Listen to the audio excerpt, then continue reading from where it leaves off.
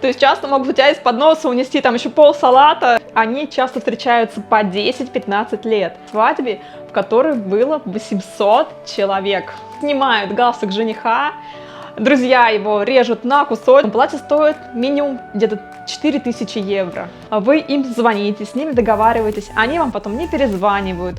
У них очереди на года, часто нужно 2 года ждать. Свадьба устраивается ночью. Никакого чая, кофе вам не подают. Привет, друзья! У нас сегодня с мужем годовщина свадьбы. И поэтому я вам хотела рассказать, как проходят испанские свадьбы, чем они отличаются от России, что у меня вызвало безумное удивление, что испанцы вообще не делают. И если это видео наберет 100 лайков, то я вам расскажу о том, как прошла наша русско-испанская свадьба, как мы смогли совместить русские и испанские традиции. И спойлер, испанцам безумно понравилось. Ну что, поехали! Начать я хочу с того, что у испанцев существует 2 типа брака. Первый – это pareja de hecho, как в России зовут гражданский брак, но на самом деле это официально зарегистрированное сожительство.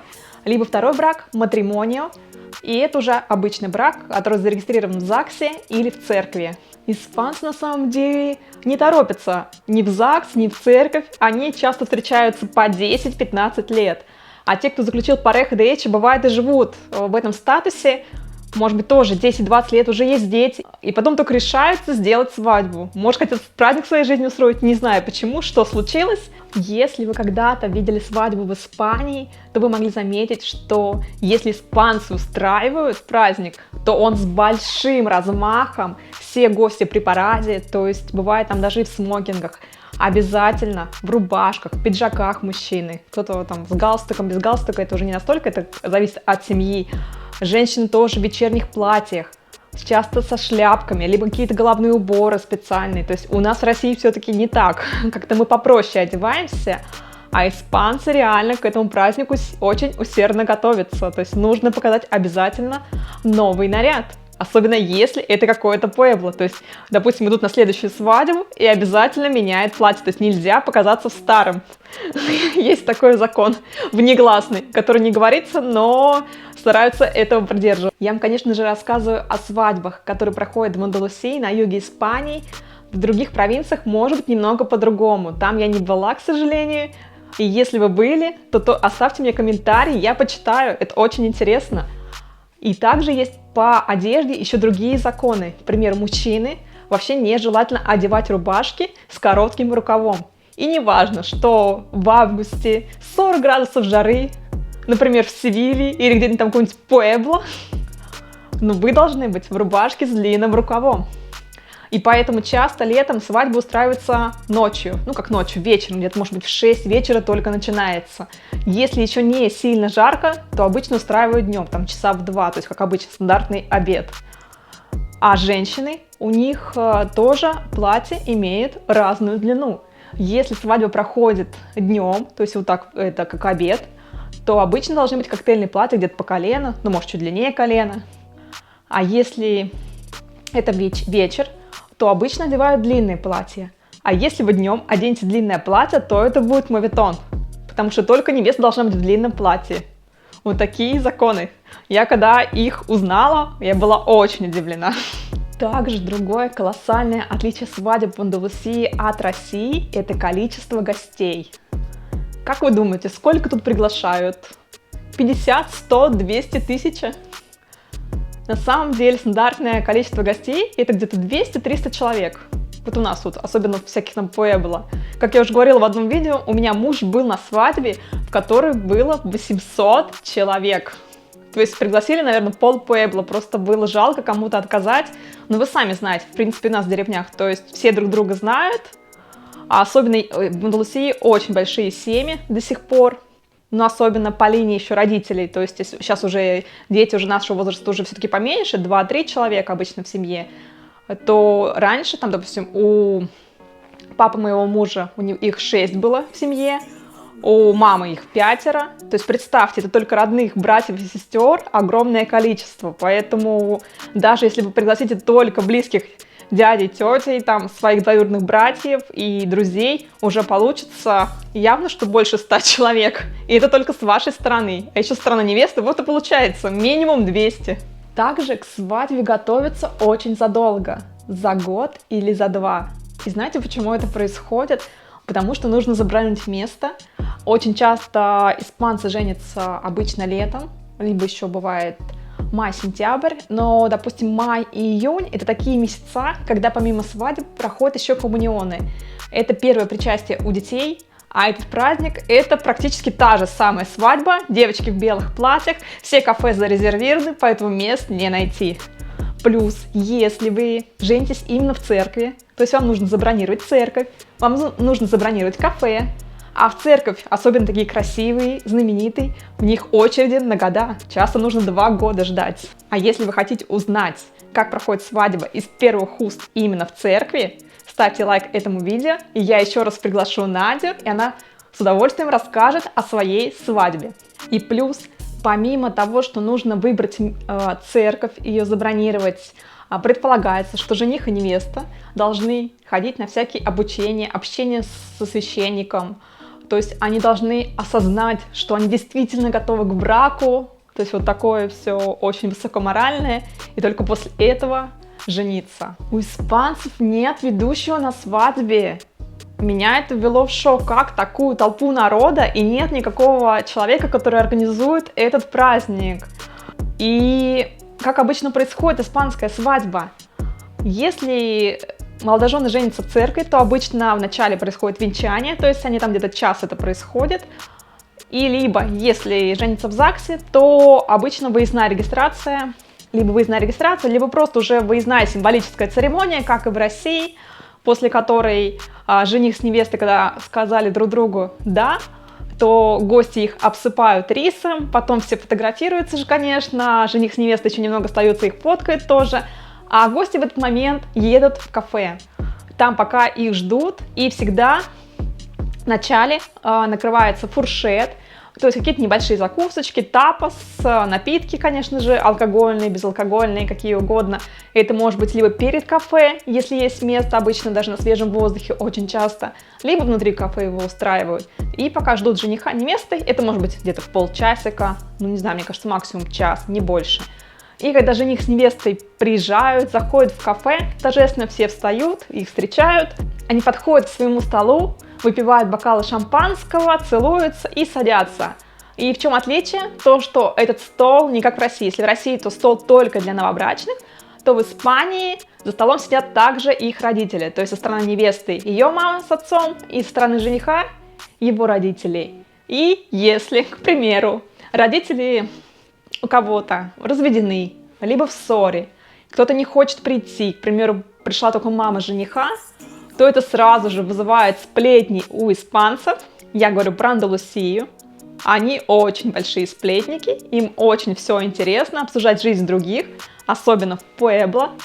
Это как если бы есть такой в Испании канал Телесинка, на котором показывают такие передачи такого же рода, как «Дом-2», «Малахов». Я телевизор совсем не смотрю, и мне это просто очень дико, то есть мне это все не нравится, это лишнее обсуждение чужой жизни, но это так, то есть чтобы вы знали, то есть это особенность менталитета. В принципе, стол молодоженов, он ничем не выделяется от остальных столов. То есть нет какого-то специального украшения, как мы привыкли, может быть там сзади какой-то плакат, какой-то супер дизайн, нет. Цветы стоят в принципе на каждом столе, столы похожи. Как вот я, когда услышала, что «Ой, на испанских свадьбах не бывает никакого тамады», я такая «Что?» Я говорю, что такая куча народу, естественно, часть людей ты видишь первый раз с такой толпы, естественно, если не со всеми ты знаком, и получается, что просто все садятся, сидят, едят и общаются. И в целом часто, то есть у них не приняты тосты ни на каких праздниках, то есть и так слегка. Часто они их не произносят. Не будет такого, то, что даже, неважно, есть ведущий, нет ведущего, то, что «Ой, давайте поднимем тост за молодоженов». Они вместо нашего горько кричат «Que se besen», то есть «целуйтесь», ну, то есть, в принципе, то же самое. Еще прикольная такая фишка, то, что особенно это друзья делают, у взрослых испанцев такого не видела, то, что часто свои салфетки, они такие белые же, тканевые, часто они так делают, и кричат там либо КСБС, но это уже молодежь, они веселятся, это уже чуть подольше, но в принципе в начале как происходит, Если нет никакого ведущего, то просто все едят. Вначале закуски, первое, второе. Причем официанты даже вас не спрашивают. Бывает, даже если вы сами не остановите, то они блюда ваши унесут. К примеру, вот сейчас порядок закусок. То есть вы едите, то есть может вы отвлеклись, ушли, или там еще не доели, то есть вот еще там пол тарелки. А у официанта порядок, то что все, уже нужно нести всем горячее. И они просто уносят эти тарелки, потому что не принято заставлять столы. То есть если у нас приносят и доносят, то есть у нас столы просто ломятся от еды, то есть никогда ничего не убирать, то есть если ты попросишь, конечно же, но испанцев нет. Столы должны быть красивые, аккуратные, то есть все уносят. То есть часто могут у тебя из подноса унести там еще пол салата, и я просто бывало то, что я такая останавливала, так, нет, оставьте, куда? Я еще хочу есть, не нужно мне так сразу все уносить. Такое часто, причем это не только на свадьбах, это и в обычных испанских кафе. Если где-нибудь вы придете, бывает то, что официант просто хочет уже унести, то есть он думает, что вы все уже доели, уже там пора приносить новое блюдо, то, что это нужно унести. То есть если вы не хотите, чтобы носили, обязательно останавливайте, обращайте на это внимание. Обычно перед десертом жених с невестой режут торт, отрезают себе кусочек, там фоткаются тоже. Для всех гостей предусмотрены десерты. Торт тоже могут нарезать, это уже от желания. Никакой продажи торта нету, как у нас. В принципе, там никаких продаж. И, то есть вначале вам приносят десерты. Никакого чая, кофе вам не подают. Как принято у испанцев, десерты отдельно, кофе отдельно. То есть вначале все съели десерты, а потом, как только десерты, то есть все убрали, приносят всем кофе, чай, кто уже что хочет. А так, пока ты ешь с вином или что там есть на столе. И причем в начале праздника, то есть вот эта первая часть, пока еще вы едите десерты, обычно нет крепкого алкоголя. То есть обычно это вино, пиво, кто такое что пьет. То есть не будет никакого там ни коньяка, ни джин-тоника, то есть если кому что нравится, там виски, неважно. И после того, как с десертами закончили, начинается самая интересная часть праздника. То есть все со столов убирают, бывает их раздвигают, открывается свободный бар, в котором можно выиграть любой крепкий алкоголь, также вино, что угодно. И начинается дискотека. И часто испанцы очень приглашают музыкальные группы. Не все, кто-то музыкантов, кто-то группы именно, там, зависит от бюджета. Испанские свадьбы очень дорогие, тут сервис дорогой, но качество страдает. Испанцы не стремятся к перфекционизму, то есть если будет что-то, может быть, недоглажено или как-то не совсем так красиво, ровненько сделано, то есть они на это не обратят внимания, а нам это бросается в глаза.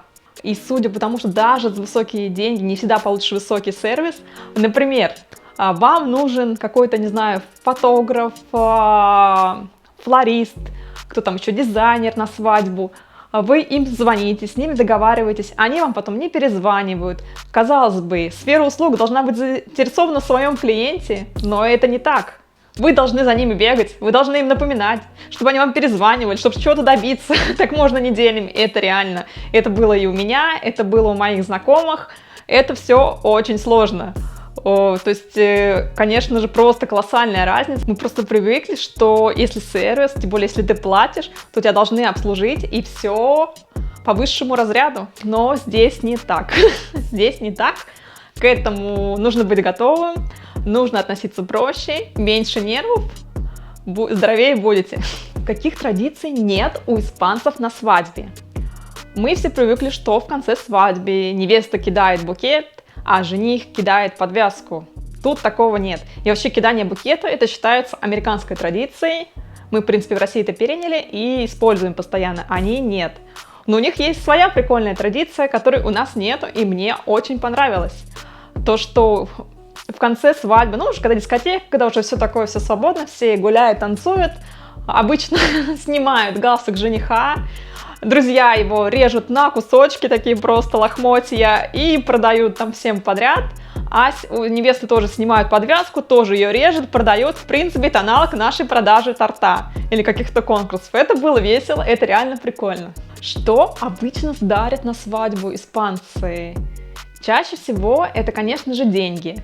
Но бывают, некоторые молодожены организуют список подарков, которые они хотят. Бывает, может, прям даже указывают какой-то магазин, то есть они всем рассылают общий список, там гости отмечаются, может, конкретный магазин, конкретную вещь, что именно они хотят, и гости покупают. Я даже видела в каких-то провинциях, что жених с невестой пишут номер своего расчетного счета или карточки, чтобы туда деньги сразу перечисляли. Свадьба — дело дорогое, здесь просто особенно дорогое. Если вы празднуете свадьбу, то вы обычно минимум за человека в кафе отдадите 50 евро. То есть, как минимум, гость должен окупить эту сумму. Если 2 человека пошло, то должны 100 евро заплатить. Причем это самый-самый минимум. Это я в Пуэбло говорю. К примеру, если бы это была Малага, то какое-то очень красивое там здание, то там в кафе может стоить 100-110 евро. И это тоже, это как бы не самое дорогое. Потому что Малага — это крупный город. Соответственно, понимаете, что подарки достаточно затратные. И, соответственно, если это родственники близкие, то дарят они тоже больше денег. Но если обычные друзья или просто не близкие родственники, то обычно они порядка вот стоимости обеда, ужина. Может быть, чуть-чуть побольше, там, за счет того, что еще на дизайн тратишься, на свадьбе там очень много затрат, не только лишь кафе. Ну, кто как. Ну, как минимум, предполагается внегласно, что должны оплатить ужин. Еще что меня удивило, это как дарят подарки. Есть 2 варианта дарения. Либо в конце свадьбы гости подходят, ну, может быть, в конце свадьбы, может, где-то так в середине, но это обычно явно, что уже когда обед закончился, то есть обычно после десертов, редко раньше. То есть гости подходят к столу жениха с невестой и дарят конверты, там говорят какие-то теплые слова, оставляют. Либо второй вариант, то что жених с невестой ходят по всем столам и собирают деньги, прям как налоговые. Это как-то для меня показалось очень странным. Мне кажется, намного, конечно, удобнее, что когда гости сами подходят. И, конечно же, еще жених с невестой обычно дарят подарки тоже своим гостям. То есть напротив каждой тарелки, то есть вот этих столовых приборов, там, где сидят гости, обычно вставляется какой-то небольшой подарочек. Это может быть что угодно, кто что дарит. Кто-то свечек, может быть оливковое масло какое-то красивое, может быть чай, может быть какие-то там, не знаю, шоколады, может какая-то там статуэтка, ну что угодно. Кто-то веера, я видела и веера, там, ну разные абсолютно. И так, в принципе, то есть вот проходит весь праздник без ведущего. В принципе, если гости веселые, то тоже проходит все достаточно весело. Но лично мне не хватает в стандартной испанской свадьбе какого-то человека, который бы управлял праздником. Это не должен быть тамада, это просто какой-то ведущий, чтобы просто как-то собрать всех людей вместе, потому что чтобы не сидели каждый за отдельным столом, а какая-то была общая движуха. И андалусийцы, они, конечно, привыкли с друг другом общаться, им не важно, знакомы, не знакомы, они так потом соединятся, но лично для меня праздник, это должно быть какое-то общее, а не то, что мы вот только со своим столом общаемся, и только потом уже, когда еда закончилась, только начинается такое вот веселье. Ну, кому как, кому что нравится, это лично мое мнение. То есть так я увидела испанские свадьбы. Про стоимость всей свадьбы я говорить не буду. Это лучше я расскажу в отдельном видео именно с конкретными примерами про мою свадьбу.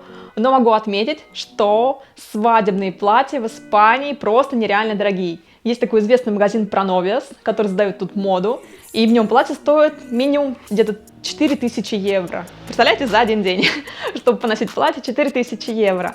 Но есть, конечно же, и другие магазины намного дешевле, есть, которые копируют этот дизайн, есть и попроще. Но, в принципе, если вы хотите какое-то красивое, милое платье, то меньше 1500 евро, я думаю, вы не найдете.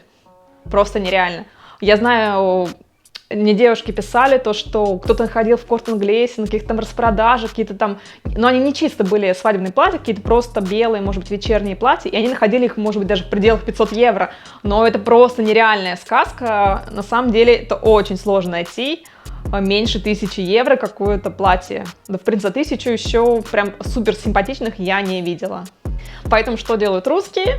Они едут в Россию, покупают там платье, сюда привозят, потому что цены в разы меньше даже в Москве. Друзья, напишите, что вас удивило в испанской свадьбе с того, что я рассказала. Может быть, вы были на испанских свадьбах, тоже поделитесь своим опытом. Надеюсь, мое видео подарило вам хорошее настроение и понравилось, и вы мне подарите море лайков. А кто еще не подписался на мой канал, подпишитесь, я еще буду рассказывать много интересных вещей об Испании. До встречи в следующем выпуске. Адьос, пока!